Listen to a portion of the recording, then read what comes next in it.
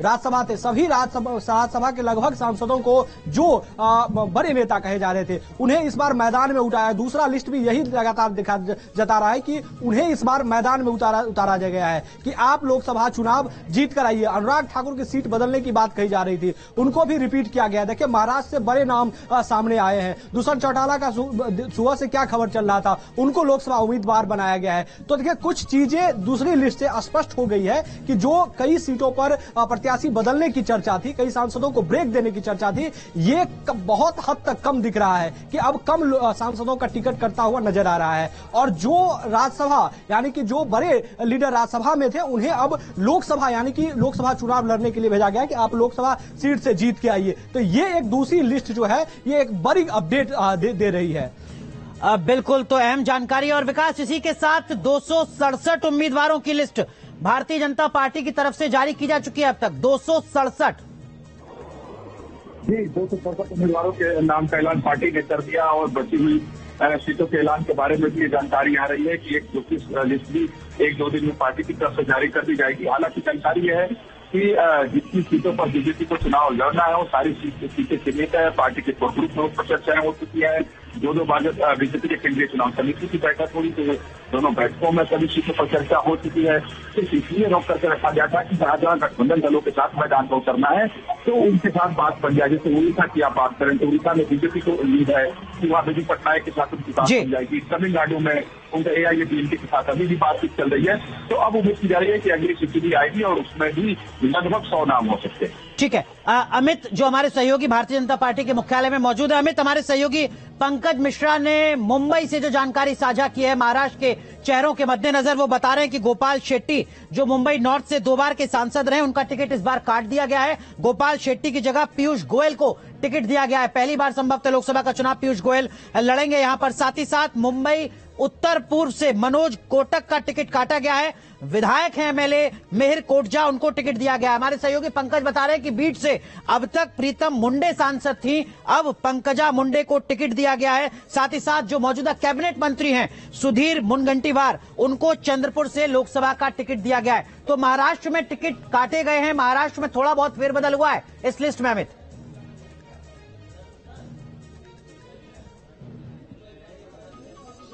बिल्कुल, देखिए थोड़ा बहुत फेरबदल जरूर हुआ है, लेकिन जो लंबा लिस्ट कहा जा रहा था टिकट कटने को लेकर, जो शुरुआत में एक एनडीए की बैठक में सीधे तौर पर कहा गया था, वो लिस्ट नहीं देखने को मिला है। दूसरा, मैंने शुरुआत में भी कहा था कि जो कई बड़े नाम राज्यसभा सांसद थे उन्हें इस बार लोकसभा में अपनी किस्मत आजमाने के लिए भेजा गया है कि आप लोकसभा चुनाव लड़िए। देखिए बीजेपी की तरफ से जो इंटरनल सर्वे कराया गया था, देखिए बीजेपी पूरी तरीके से, अगर बीजेपी ने 400 का नारा दिया है तो बीजेपी हर सीट पर फूक फूक कर कदम रख रही है। उन्हें किसी भी तरीके से, चाहे वो जातिगत समीकरण की बात करें या फिर लोकल बॉडी की एंटी इंकमेंसी की बात करें या किसी भी तरीके का, उन्हें 1% की पार्टी या प्रत्याशियों को लेकर अगर नेगेटिविटी कहीं से अगर मिलती है तो फिर प्रत्याशियों पर विचार होता है। जैसा कि लगातार बिहार में भी इसी तरीके की पॉलिटिक्स देखने को मिला है, कई दिनों से देखने को मिल रहा है। केंद्रीय चुनाव समिति की बैठक वहां पर हो चुकी है। अमित, दिल्ली में ईस्ट दिल्ली से हर्ष मल्होत्रा को टिकट दिया है पार्टी ने, वहीं दूसरी तरफ उत्तर पश्चिम दिल्ली से योगेंद्र चंदौलिया को, गौतम गंभीर और हंसराज हंस की जगह। किस तरीके की पृष्ठभूमि इन दोनों उम्मीदवारों की है, कुछ जानकारी?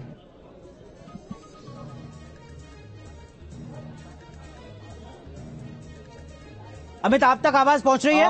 बिल्कुल बिल्कुल अनुराग, देखिए ये दोनों नाम अपने आप में अहम है, क्योंकि जी बोलिए।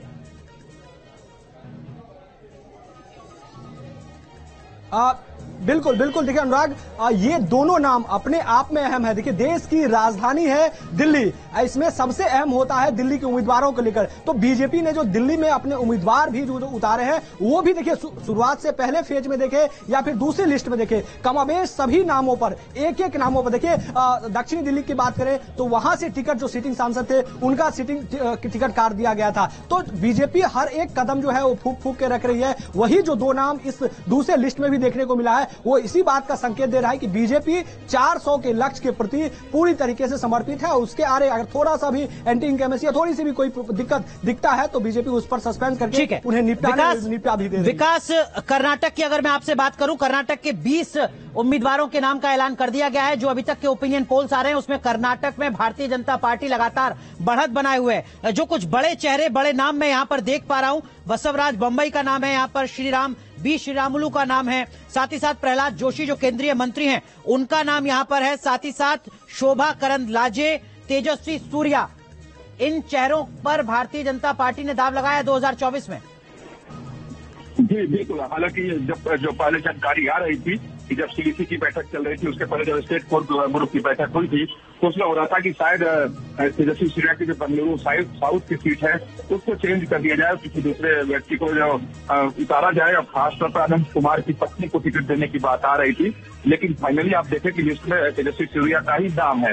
उसी तरीके से बेंगलुरु सेंट्रल को भी लेकर के बातें की जा रही थी, लेकिन पीसी मोहन जो कि काफी वहां के मजबूत कार्यकर्ता माने जाते हैं, उनको ही पार्टी ने टिकट दिया। और शोभा करंदलाजे का हालांकि पक्की संदेह नहीं था, और मंजूनाथ जो बेंगलुरु ग्रामीण से हैं, क्योंकि बेंगलुरु ग्रामीण की राजनीति अलग है, क्योंकि वहां पर लिंगायत और मुकालिंगा की राजनीति आ जाती है। तो मंजूनाथ क्योंकि इसमें रचे बसे माने जाते हैं, इसलिए पार्टी ने दाव इस पर लगाया है। क्योंकि कर्नाटक आप देखें बीजेपी के लिए काफी महत्वपूर्ण है, क्योंकि बीजेपी ये मानकर चले कि अगर नॉर्थ इंडिया से नुकसान होता है तो उसकी भरपाई दक्षिण भारत से ही होगी, और दक्षिण का गेटवे जो है बीजेपी के लिए वो कर्नाटक है। तो बीजेपी बिल्कुल वहां नुकसान उठाने की स्थिति में नहीं है।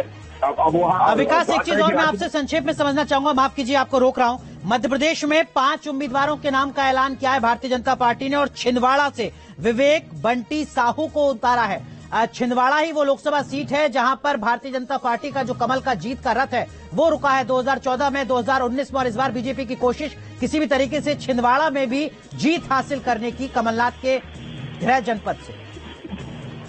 जी बिल्कुल, एकमात्र सीट है जो बीजेपी के लिए कह सकते हैं कि मध्य प्रदेश में चुनौती है, और बीजेपी के नेता ये बार बार कहते हैं कि छिंदवाड़ा की सीट नहीं उठी जाती है पूरे बीजेपी नेतृत्व को मध्य प्रदेश में।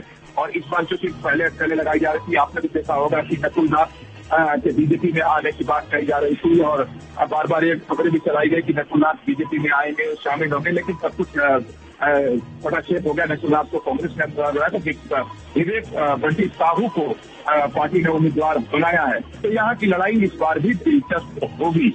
हालांकि जातिगत समीकरण को देख करके ही विवेक बंटी साहू को पार्टी ने मैदान में उतारा है। यहाँ तो इस वक्त की बड़ी खबर, छिंदवाड़ा से भारतीय जनता पार्टी ने नाम का ऐलान कर दिया है। विवेक बंटी साहू, मध्य प्रदेश में सिर्फ यही एक ऐसी सीट जहां पर भारतीय जनता पार्टी लोकसभा का चुनाव नहीं जीत पाई थी। इस बार पूरी कोशिश किसी भी तरीके से छिंदवाड़ा लोकसभा सीट से भी चुनाव को बीजेपी जीते। जातीय समीकरण को भी ध्यान में रखा गया होगा विकास, जब ये तमाम उम्मीदवारों की लिस्ट जारी की गई है। यही नहीं, सभी राजनीतिक पार्टियां अपने समीकरण के हिसाब से ही मैदान में उतारती है, लेकिन इस बार बीजेपी की अगर बात करें तो बीजेपी पॉलिटिकल इंजीनियरिंग और सोशल इंजीनियरिंग को विशेष ध्यान दे रही है कि जातीय समीकरण भी दुरुस्त रहे, क्षेत्रीय संतुलन भी ठीक ठाक रहे, और जहां भी जातीय संतुलन बिगड़ने की संभावना बीजेपी की को दिखाई दी तो वहां पे प्रत्याशी बदलने में उन्होंने देर नहीं लगाया है, और प्रत्याशी को बदल दिया है, टिकट काट दिया है। और अगर आप जिसके भी स्थिति में नाम है सब देखें तो सबको एकदम पॉलिटिकल इंजीनियरिंग के हिसाब से ही टिकट दिया गया है, और इसीलिए पार्टी दावा कर रही है कि इस बार वो 70 के आंकड़े को पाएगी। हालांकि इसके लिए तो चुनाव और चुनाव के परिणाम का इंतजार करना पड़ेगा, लेकिन टिकट बंटवारे में ये साफ तौर से दिखाई दे रहा है कि पार्टी काफी कदम उठा रही है। जी अमित चौधरी हमारे सहयोगी भारतीय जनता पार्टी मुख्यालय से हमारे साथ लगातार बने हुए हैं। अमित, तीसरी लिस्ट कब तक आ सकती है, और खासकर महाराष्ट्र को लेकर कोई जानकारी आपको मिल रही हो, कितनी सीटें सहयोगी दलों को दी जानी है?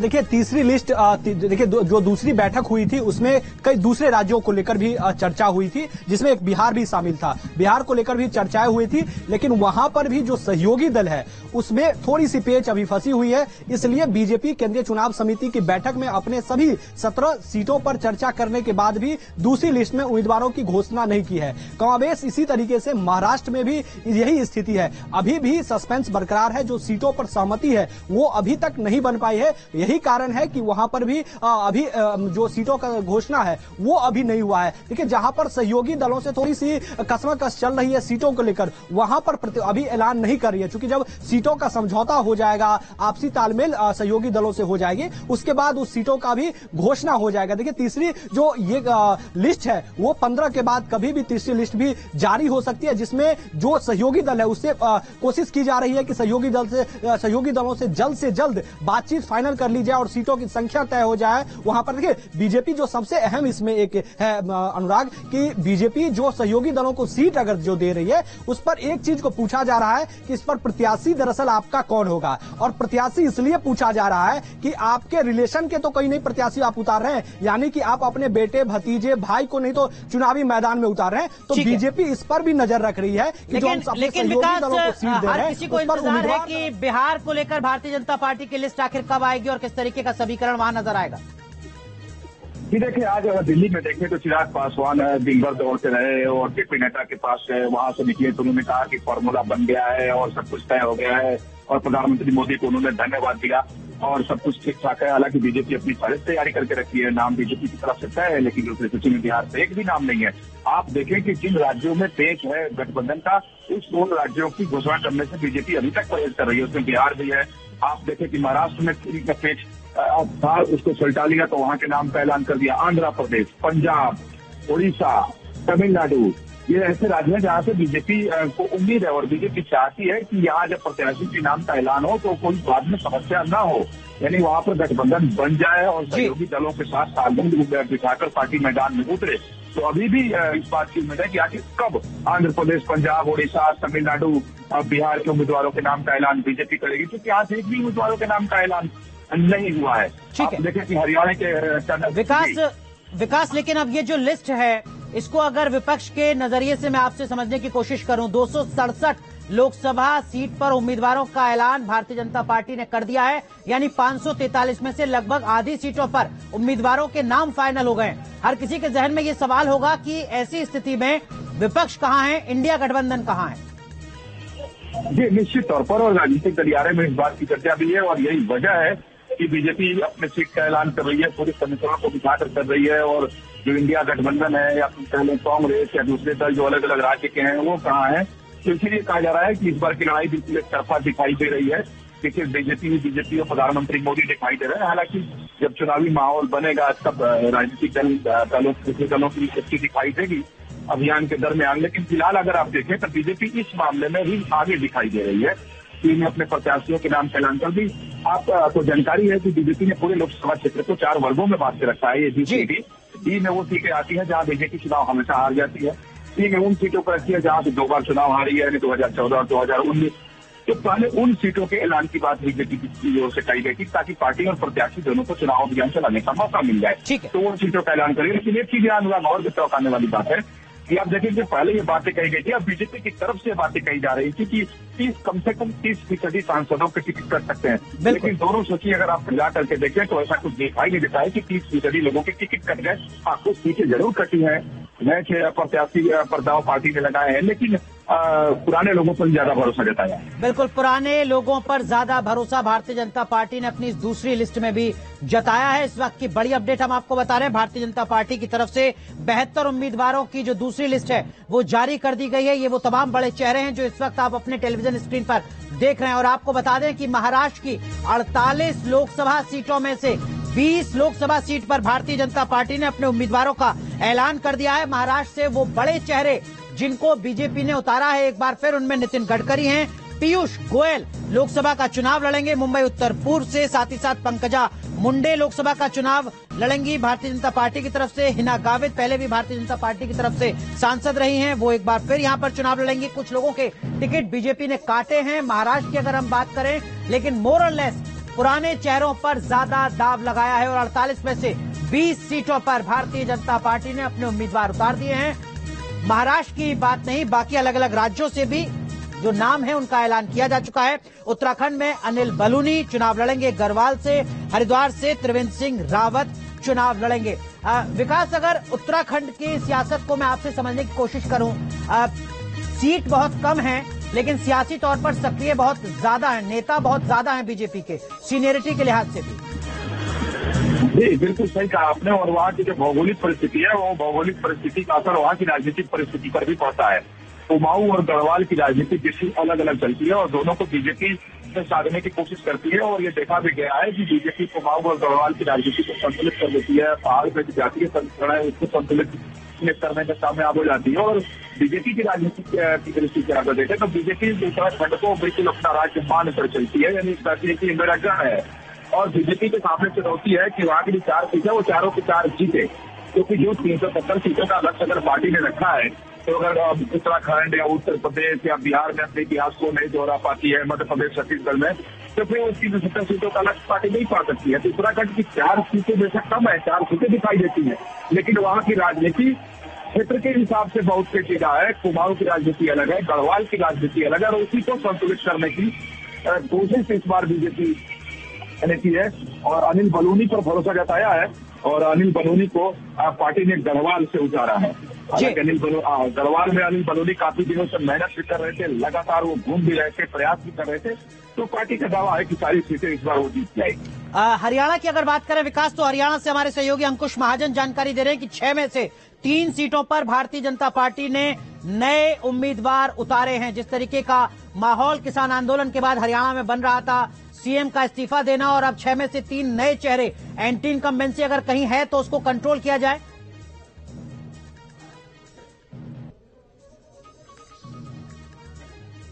तो भारतीय जनता पार्टी की तरफ से आधी लगभग लोकसभा सीटों पर उम्मीदवारों के नाम का ऐलान हो चुका है। 2024 के लोकसभा चुनाव में सभी पार्टियां अपने अपने कैंडिडेट उतार रही हैं। अब तक कांग्रेस 2 लिस्ट जारी कर चुकी है, जिसमें 82 उम्मीदवारों के नाम का ऐलान किया गया है। लेकिन इन 82 सीटों पर 5-5 पूर्व सीएम और राज्यों के छत्रपों के नाम बाहर है। अब सवाल है कि लोकसभा की सीधी लड़ाई वाले अखाड़े से सीनियर नेता हट क्यों गए? क्या वो मोदी युग में रिस्क लेने के मूड में नहीं, या फिर कांग्रेस दूसरी पीढ़ी के नेताओं के सहारे 24 के चक्रव्यूह को भेदने का दांव चल रही है?